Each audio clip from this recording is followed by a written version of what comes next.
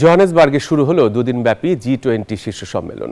যোগ দিয়েছেন France, Russia, Bharat সহ সদস্য দেশগুলোর শীর্ষ নেতারা। সামিটে অপরিরোধ ঐক্যের বার্তা দিয়ে ফোরামকে আরও শক্তিশালী করার আহ্বান জানিয়েছেন আয়োজক দেশ দক্ষিণ আফ্রিকার প্রেসিডেন্ট সিরিল রামাফোসা। এ সময় বিশ্ব মোড়ল যুক্তরাষ্ট্রের তীব্র সমালোচনাও করেন তিনি। এদিকে COP30 পর G20 সামিটও বয়কট করেছে যুক্তরাষ্ট্র। 2008 সালের আর্থিক সংকটের পর থেকে G20 বৈশ্বিক নেতৃত্বের অন্যতম বড় মঞ্চ হলেও এবার তা বর্জন করছে যুক্তরাষ্ট্র। তাই তো জোহানেসবার্গে এবারের 2 দিন ব্যাপী G20 শীর্ষ সম্মেলনে অপ্রতিরোধ্য ঐক্যের উপর জোর দেন দক্ষিণ আফ্রিকার প্রেসিডেন্ট সিরিল রামাফোসা।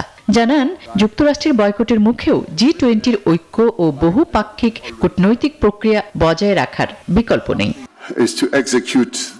ওদের স্বপ্ন পূরণে পাশে থাকতে পেরে আমরা গর্বিত।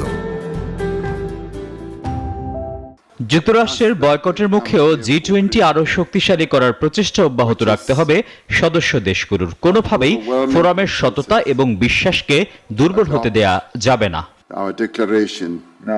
এবারের আসরে ফ্রান্সের প্রেসিডেন্ট ইমানুয়েল ম্যাক্রো, ভারতের প্রধানমন্ত্রী নরেন্দ্র মোদী, যুক্তরাজ্যের প্রধানমন্ত্রী কিয়ার স্টারমার, তুরস্কের প্রেসিডেন্ট রিসেপ তাইপ এরদোয়ান, ইতালির প্রধানমন্ত্রী জর্জিয়া মেলোনি সহ জাপান, কানাডা, অস্ট্রেলিয়া, চীনের শীর্ষ নেতারা যোগ দিয়েছেন। আছেন অন্যান্য সদস্য দেশের নেতারাও। তবে যুক্তরাষ্ট্র না এলেও বৈঠকে সংস্থার সভাপতির পদ হস্তান্তরের সময় প্রতীকীভাবে একটি ফাঁকা চেয়ার রাখা হয়েছে।